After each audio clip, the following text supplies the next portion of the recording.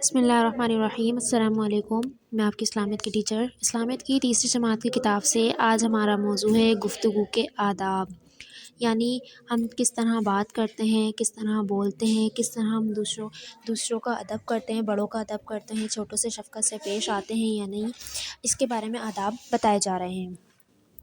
اللہ تعالیٰ نے ہمیں بولنے، ذکر الہی یعنی اللہ تعالیٰ کا ذکر کرنے، نیک کاموں اور گفتگو یعنی بات کرنے کے لیے زبان عطا کی ہے۔ اس کے غلط استعمال سے بچنا ضروری ہے۔ اس کا غلط استعمال بہت نقصان پہنچا سکتا ہے۔ زبان وہ ہتھیار ہے جو میٹھی بات سے دشمن کو بھی دوست بنا لے اور کڑوی سخت بات کر کے دوست کو دشمن بنا دے۔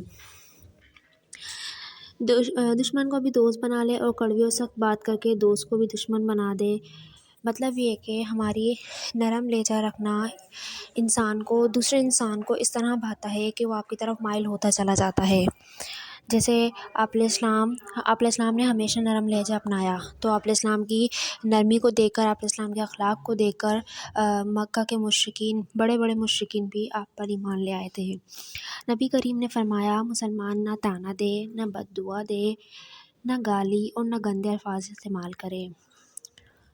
ہمارے پیارے نبی صلی اللہ علیہ وسلم بہت نرم آواز میں گفتگو کیا کرتے تھے۔ نرم آواز یعنی بالکل دھیمے لہجے میں بات کیا کرتے تھے، ٹھہر ٹھہر کر گفتگو کرتے تاکہ سننے والے کو سمجھ میں آ جائے،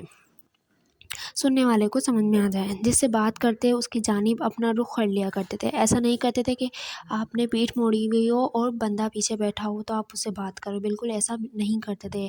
آپ صلی اللہ علیہ وسلم ایسا کرتے تھے، بالکل جس بندے سے بات کر رہے ہوتے تھے یا جس کی بات سن رہے ہوتے تھے، آپ علیہ السلام اپنا رخ اسی کی طرف کیا کرتے تھے اور پوری طرح متوجہ ہو کر بات کیا کرتے تھے۔ اگر کوئی شخص آپ علیہ السلام سے ملاقات کرنے کے لیے آتا تو پہلے اسے بولنے کا موقع دیتے۔